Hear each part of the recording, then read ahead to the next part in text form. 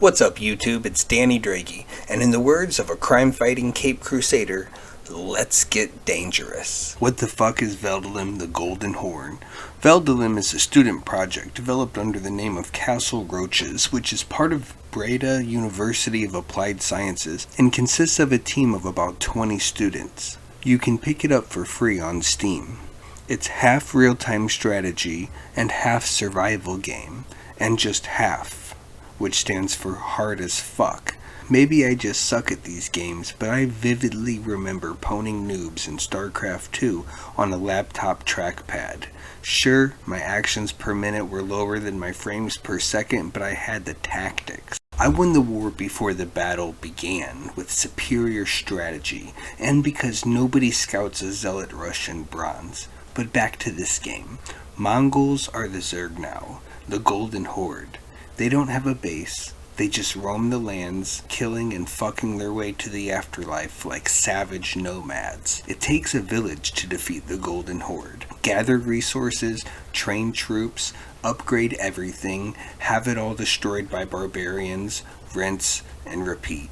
This game makes you feel so safe behind your stone walls with your well-trained and properly equipped armies. What's this? A small horde setting my farm on fire? Not a problem. Oh shit, they were just a distraction. And now archers breakdancing on top of horses have broken down my walls and are attacking my keep. There are 3 different modes to be murdered in.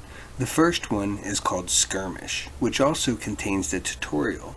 If you're able to beat that, you can progress to the more difficult stages of I'm Too Young to Die, Is There No God, and Death Fetish.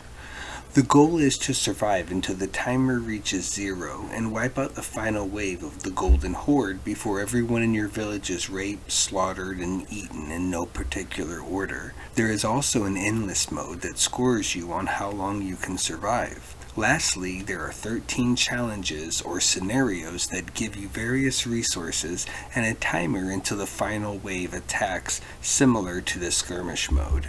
This mode is probably the most helpful to learn what units work well against what enemies. I assume there wasn't much playtesting done outside of the dev team, as this can cause games to greatly ramp up in difficulty because the developers are so much better at the game than the average person. While each playthrough was more efficient than the previous one, it just wasn't fun enough to sink another 20 minutes into building up another village that would only last 2 minutes longer than the last village. After most large engagements, you are not left with enough time or resources to build up another army in time before the next wave approaches, so you're constantly playing catch up.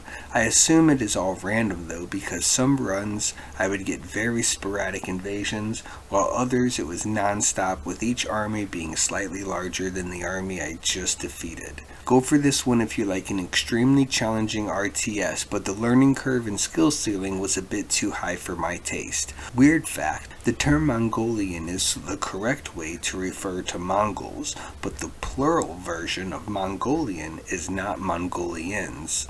It's like they couldn't make up their mind what they wanted to be called, so they decided to choose both. Silly savages. Peace out.